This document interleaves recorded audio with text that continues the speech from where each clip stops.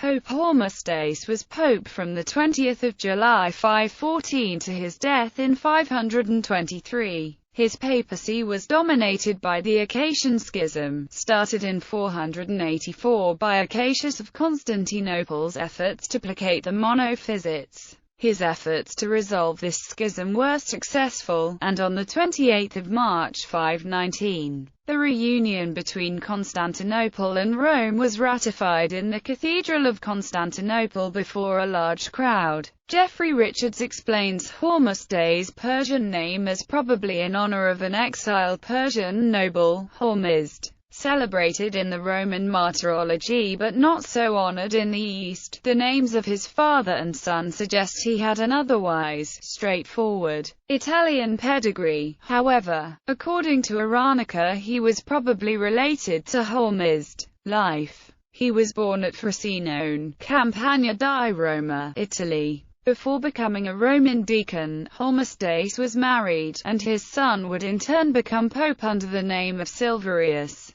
During the Laurentian Schism, Hormisdas was one of the most prominent clerical partisans of Pope Symmachus. He was notary at the synod held at St. Peter's in 502. Two letters of Magnus Felix and Odius, Bishop of Pavia, survive addressed to him, written when the latter tried to regain horses and money he had lent the Pope. Unlike his predecessor Symmachus, his election lacked any notable controversies. Upon becoming pope, one of Hormisdas' first actions was to remove the last vestiges of the schism in Rome, receiving back into the church those adherents of the Laurentian party who had not already been reconciled. The schism had lingered on largely out of personal hatred to Symmachus, writes Geoffrey Richards, something with which Hormisdas was apparently not tainted. The account of his tenure in the Liber Pontificalis, as well as the overwhelming bulk of his surviving correspondence, is dominated by efforts to restore communion between the sees of Rome and Constantinople caused by the Acacian Schism. This schism was the consequence of the Panopticon of the Emperor Zeno and supported by his successor Anastasius,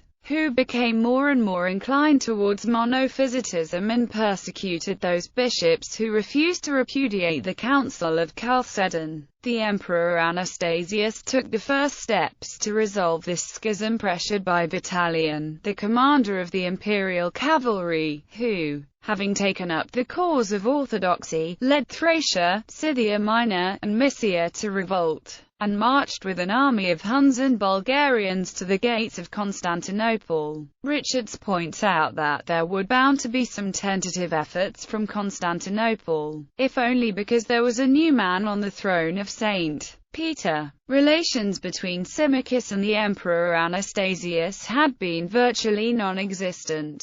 Anastasius wrote to Hormisdas on the 28th of December 514, inviting him to a synod that would be held the 1st of July of the following year. A second, less courteous invitation, dated the 12th of January 515, was also sent by Anastasius to the Pope, which reached Rome before the first. On the 4th of April, Hormisdas answered, expressing his delight at the prospect of peace, but at the same time defending the position of his predecessors and welcoming a synod, but believing it unnecessary. The bearers of the emperor's first letter at last reached Rome on the 14th of May. The Pope guardedly carried on negotiations, convened a synod at Rome and wrote to the emperor on the 8th of July to announce the departure of an embassy for Constantinople. Meanwhile, the 200 bishops who had assembled on the 1st of July at Heracles separated without accomplishing anything. The Pope's embassy to the imperial court consisted of 2 bishops, Ennodius of Pavia and Fortunatus of Catana, the priest Venantius,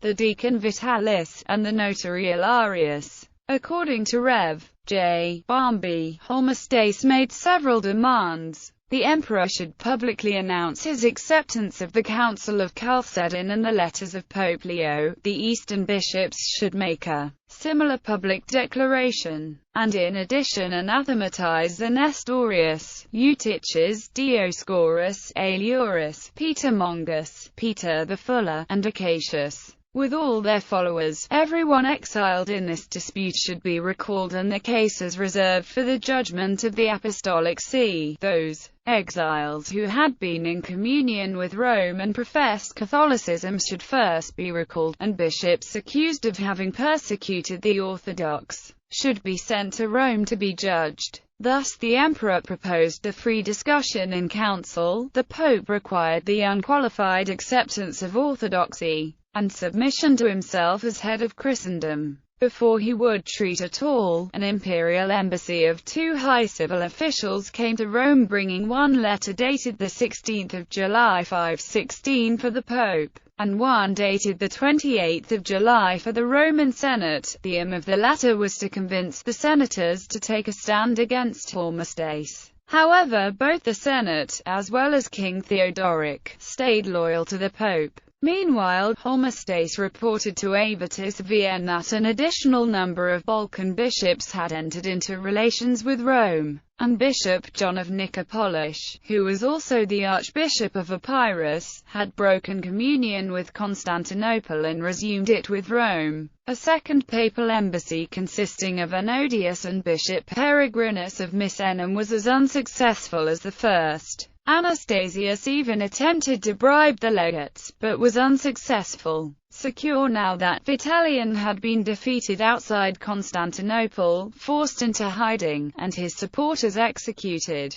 Anastasius announced on the 11th of July 517 that he was breaking off the negotiations. But less than a year later the emperor died. The Liber Pontificalis claims he was struck dead by a thunderbolt. His successor, the Catholic Justin I, immediately reversed Anastasius' policies. All the demands of Pope Hormisdas were granted. The name of the condemned Patriarch Acacius as well as the names of the emperors Anastasius and Zeno were stricken from the church diptychs, and the Patriarch John II accepted the formula of Hormisdas. Some maintain that he did so with some qualifications. This argument is based on the following quote: "I declare that the see of Apostle Peter and the see of this imperial city are one." Catholics hold that the only thing this quote means is that the communion between the two sees was renewed. According to the New Testament, Christ and the members of his church are mystically united, but this does not mean that they have an equal status.